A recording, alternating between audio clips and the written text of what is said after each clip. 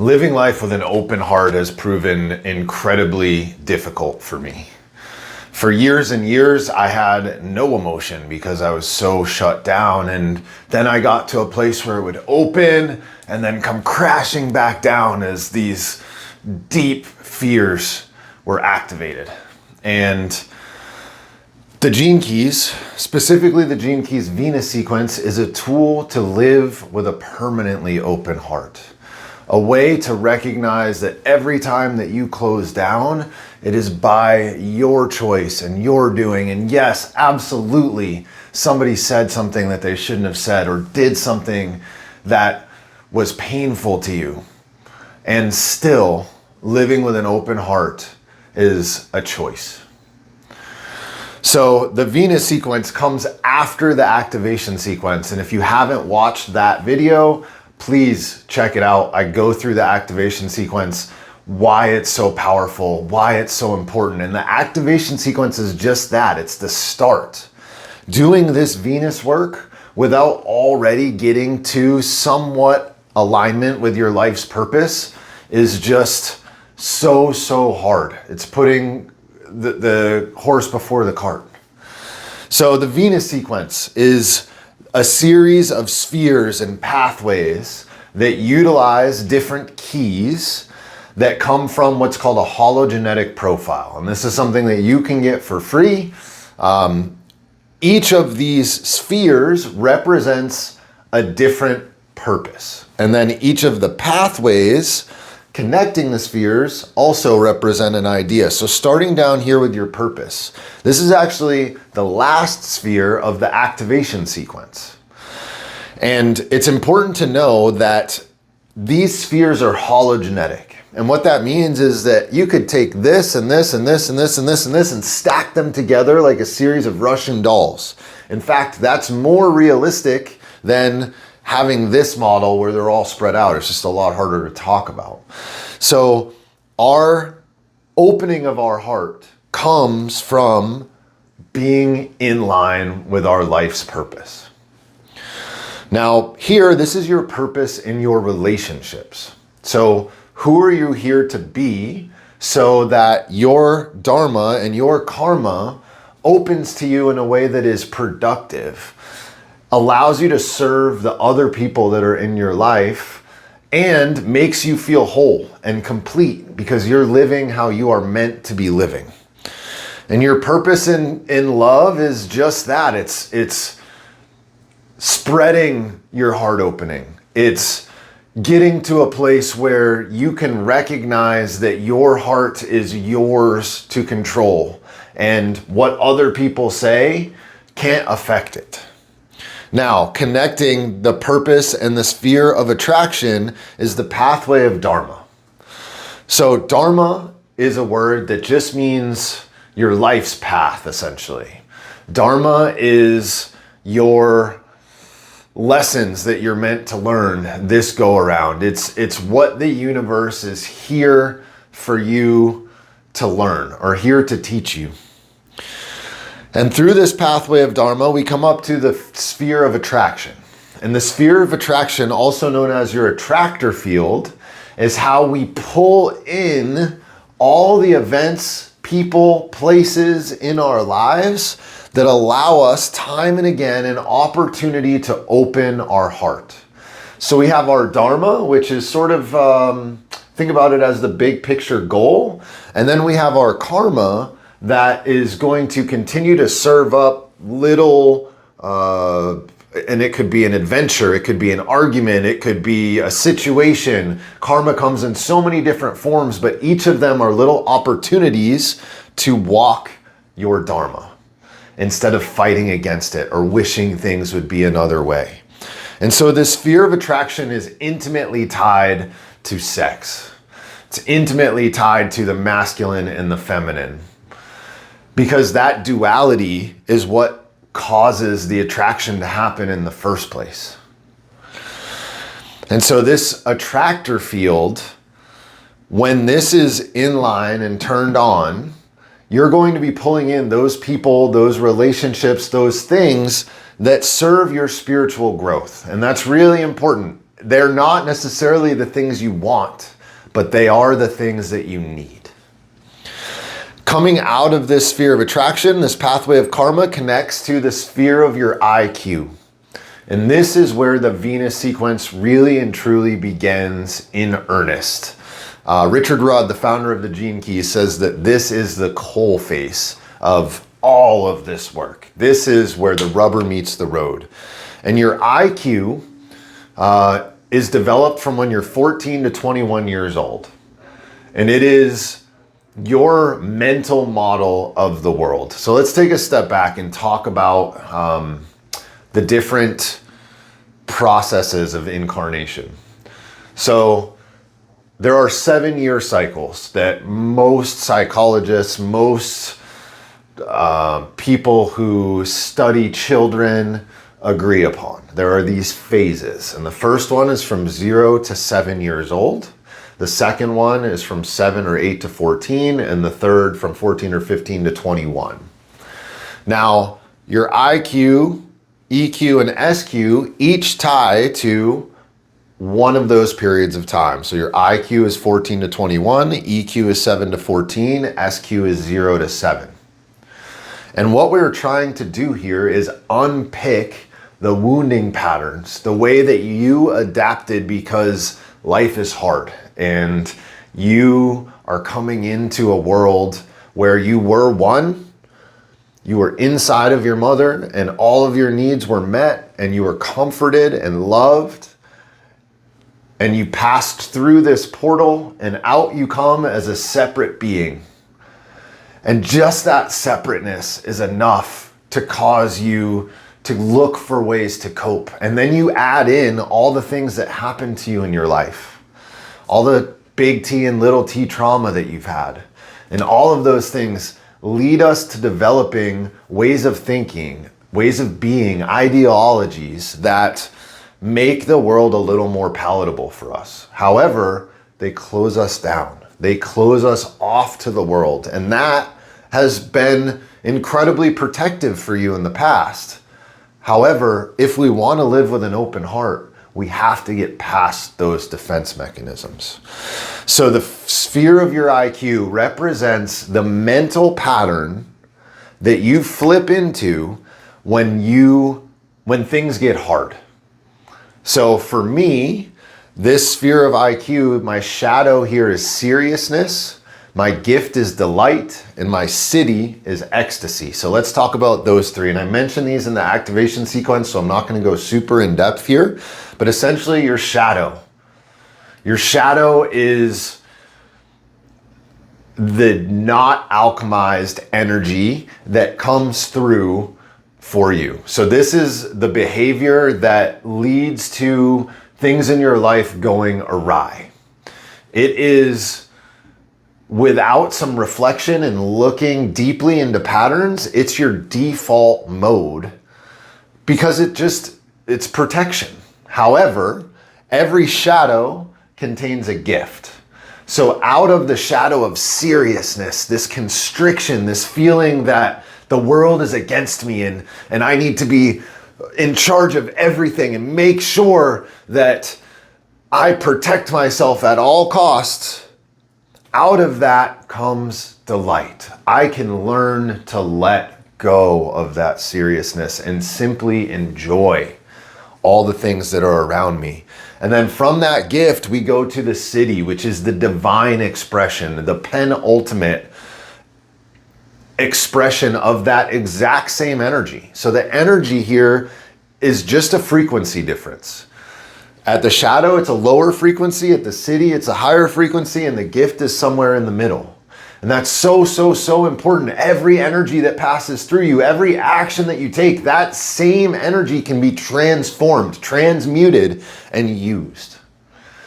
So this ideology, this way of thinking about the world developed in 14 to 21 keeps me safe. Then I've got this pathway that connects IQ and EQ, known as the pathway of defense at the shadow frequency, or the pathway of intelligence at the gift and city frequency. Now, intelligence, we all are very familiar with IQ. Many people probably familiar with EQ. Most people probably not familiar with SQ, which is your spiritual quotient or spiritual intelligence. It's my belief, the belief of the Gene Keys, that intelligence is a lot more than just your IQ, and even more than just your EQ. In fact, it is a balance. Your intelligence represents a balance between your IQ, which is very Martian, very sharp, and your EQ, which is from Venus, right? It's very emotional. It's very feminine. This tends to be more masculine and important, not male, female, feminine and masculine. Now, interestingly, you need both, right? I can't be so sharp that I'm turned off from my emotional cues, because those emotions provide us so much information. At the same point, I can't get lost in my emotion and not be able to describe to the world what's happening or interact with other people. Both of those are a recipe for disaster. So let's get into our EQ, and then I'll talk a little bit more about this pathway of defense or intelligence. So our EQ, or emotional quotient, is the emotional pattern that we use when we feel that things have gotten out of our control. So when we feel emotionally unsafe, your EQ shadow pattern is what tends to engage. Different from your IQ, right? So when you feel when you feel physically unsafe, your EQ turns on. When you feel emotionally unsafe, so your emotions are kicked up, it's becoming overwhelming, that's when your IQ turns on. Okay, I need to turn my brain on, I need to control this situation so things don't get out of hand. Your EQ is much deeper than that. It's something that is happening around you that triggers you physically at your core, at your deepest levels. You hear a loud noise, you hear people fighting off in the distance. These are things that are going to trigger your EQ. And this is an emotional pattern that developed to protect you from 7 to 14. My emotional pattern here is conflict at the shadow, diplomacy at the gift, and peace at the city. So conflict, diplomacy, basically, I see other people as those who can take something from me, those who can hurt me, those that I need to protect myself from, and it's everyone. And the only way that I can get past that is to recognize that there is nothing separate. You are me, but that's another conversation for another day. This is, needless to say, deeper. And it is a pattern that involves your emotions, which means you're going to feel it in your body. And it takes a little bit more awareness to get down to that layer of the emotions. So now we have our IQ from 14 to 21, our EQ from 7 to 14. And what we have here is a defense powerhouse. We have an emotional shutdown and a mental shutdown switch that when things go wrong, we can snap into defense mode and we can suck it all in, or we can wreak havoc elsewhere, whatever we need to do to distract ourselves away from whatever it is that's happening. Or this is the pathway of intelligence. This is learning to balance your IQ and your EQ and even your SQ when we get there, so that your response can be measured. You can choose love. You can decide, no matter what somebody says or does to you, to stay in the gift frequency, right? As an example, my conflict, diplomacy, peace, EQ. When somebody says something that I believe is harmful to me, or somebody does something and taking something that's mine, I have the choice. I can choose to flip into conflict mode and assume that that person is out to hurt me and act as such. Keep them separate, scream at them, tell them they're a bad person, or I can choose diplomacy. I can see that that person did something because they didn't understand. I can do something because I believe that that person deserves some grace just like I deserve some grace. And when you can balance these spheres of IQ or EQ, then you get outcomes that you want. Now, moving up from your EQ to your SQ, this is the pathway of love. This is getting to that heart opening. This is allowing your IQ and EQ, which are conscious choices.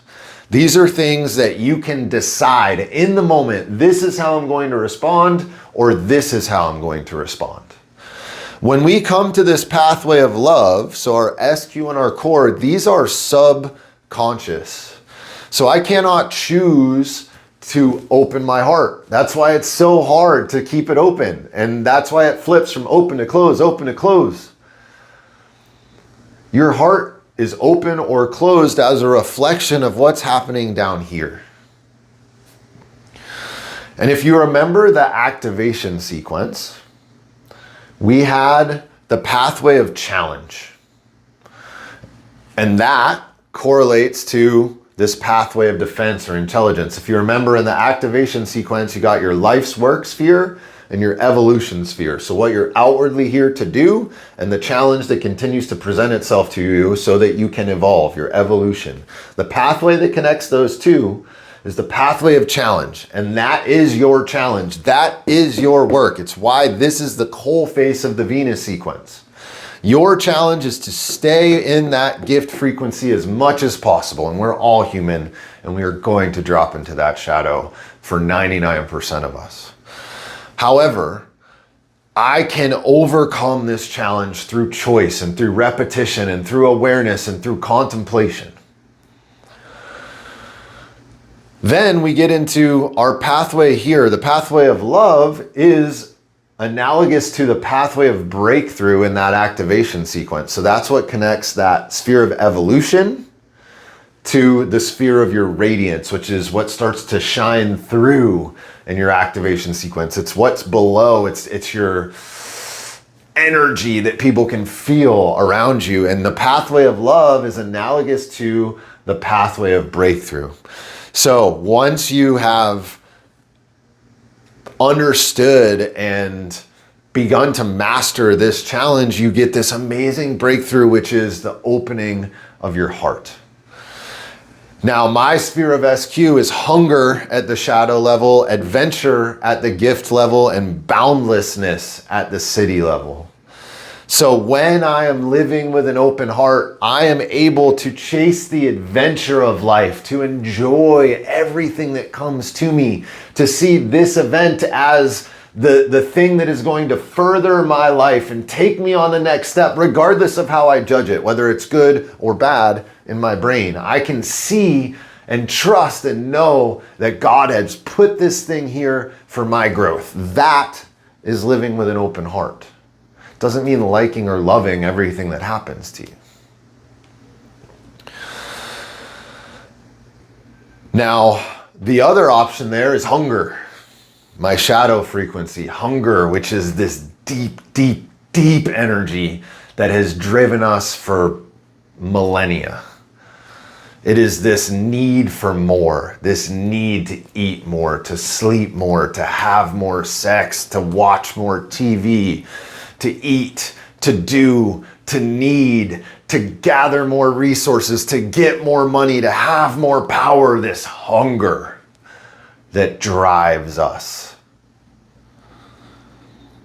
But ultimately, from that hunger, if I can allow that energy to just work through me and not hold on to it and need greed and need more, that same hunger provides me this adventure that is amazing.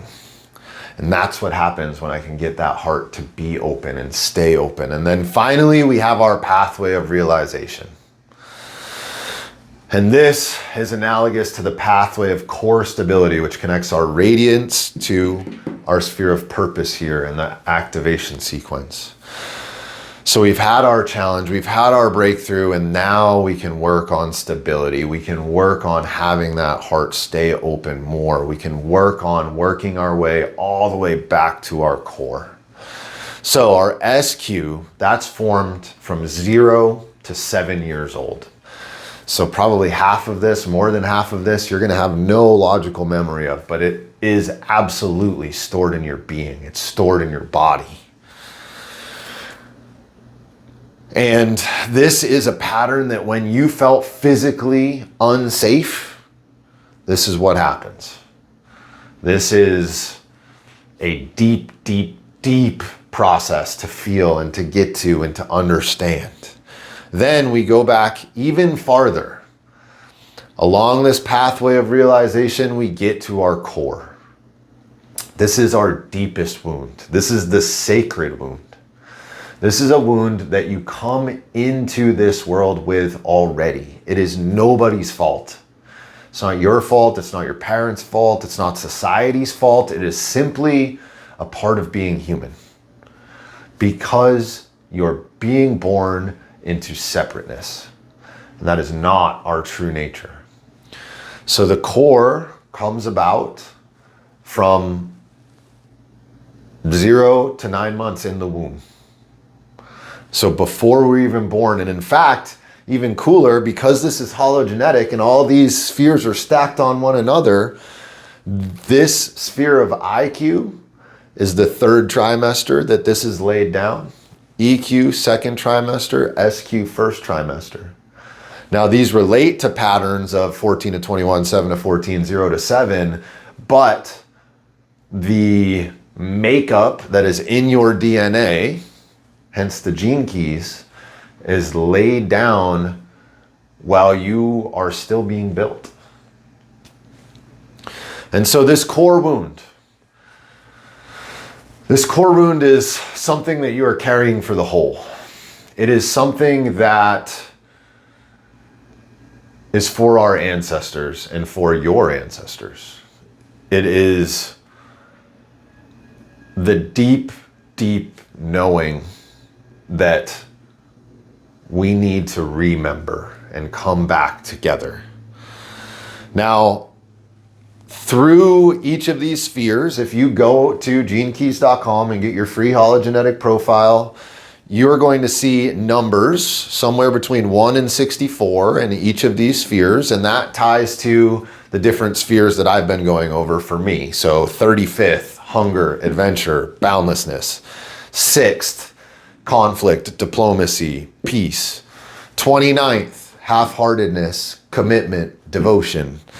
You're going to see a number that ties to the sphere, which is how your specific flavor passes through the representation that I've been going over so far. You're also going to see dot and then another number, 1 through 6 after it. And these are the 6 lines. And these are impersonal, right? Your gene key is personal to you. These 6 lines are much broader. These are for humanity. And these, what are called keynotes for the lines, give your spheres and your keys a different flavor. And these specific keynotes actually come from core. However, so each one of these has slightly different keynotes, but it's all the same energy. And in fact, this core keynotes, really, you can look at each of these spheres and based on what that sphere represents, take this same thing and apply it. So let's start with line 1, which is repression. Repression of this deep fear. Repression of this fear of not existing, this fear of death, this fear that something's going to go wrong, that it's all going to fall apart. This deep-seated fear that we shove down because we cannot deal with it or will not deal with it. We repress. And that repression leads to so much illness, so much sickness. We pretend that everything's okay. We pretend that we like our job. We pretend that how I'm eating is how I want to be eating and how I'm living is just perfect. But in reality, you are terrified to change anything because you're worried that if you do, you might be cast out or you might not make it or something might go wrong. The antidote to that repression is honesty, radical self-honesty, which starts with looking at what you are actually thinking and actually doing in the world. If we go to line 2, that is denial. So some of you may have heard that and said, absolutely not. I am not wounded. I am not worried about that. And that, my friends, is denial. This is, line 2 is aggressive and unaware of how they affect other people, because that denial leads them to rage. It leads them to anger because they can't accept that it's them or that it's in them. And so they lash out at all the people that are around. That third line is shame. So we lashed out and now I'm ashamed because of it. I have done something that I'm not proud of as a human. And I feel shame, which is different from guilt. This shame is carried because we have this heaviness. We have this feeling of not being enough. And the way to cure that shame is with humor, to have fun again, to laugh, to recognize that we all have our stuff and there's nothing to be ashamed about. Line 4, rejection. So we've come clean with how we're feeling and we go to somebody and they reject us. They tell us, no, you should be ashamed because they haven't done their work. And we take that as the end all be all. When in reality, that's that person's thinking. That's their mirror. Rejection, we can't feel cast out. Because if we do, in our brain, it's all over. So rejection is the line of community, line 4 is the line of community at a higher level. It's the line of acceptance. It's the line of relationships. Line 5 is guilt. And this is a more impersonal feeling than the shame. This is a guilt for what your ancestors have done. This is a guilt for when you look back at humanity and you say, how could we do this? And that 5th line is the line of power. It's the line of leaders. And that guilt can lead people to do some not great things in positions of power. That's how we end up with so much manipulation, which is how a lot of people deal with guilt. Let me control how you're thinking and feeling so that I don't have to feel bad and you can tell me things that make me feel better. And line 6 carries this deep, deep, deep feeling of separation. This belief that you and me are not the same and I am not a part of this whole big system. I am totally on an island by myself, not connected. That is probably the most dangerous of them all. That is how atrocities happen on our planet. That is how people let atrocities happen. And the way to heal that wound is through care. It's through love. It's through understanding that you aren't separate, that there are things that you can do to be connected and to feel whole. So this is the Gene Keys Venus sequence. We have our purpose, who we're here to be in relationships, our attractor field, which is our ability to call in those people, places, and things that serve our spiritual growth. Our sphere of IQ, which is mentally the pattern that we go into to protect ourselves. The sphere of EQ, emotionally the pattern that we go in to protect ourselves. The sphere of SQ, the pattern that we go into to protect when our physical body feels unsafe. And our core wound, this deep, deep, deep, deep feeling of separation. This knowledge, when you look at your spheres and understand this journey and start to transform, especially your IQ and EQ, changes everything and can allow you to truly prosper, which is the next sequence, the Pearl sequence, which is all about coming into your prosperity, which you cannot do. You cannot serve in the way that you're meant to serve until